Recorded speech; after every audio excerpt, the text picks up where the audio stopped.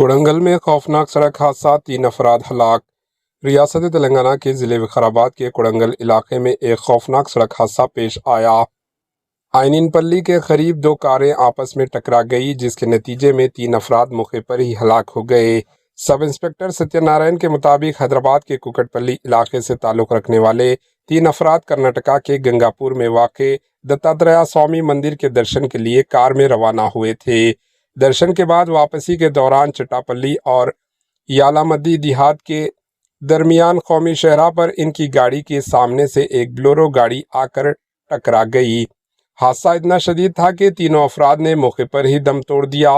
नाशों को कोडंगल के गवर्नमेंट अस्पताल मुंतकिल कर दिया गया। Bureau report, HN news.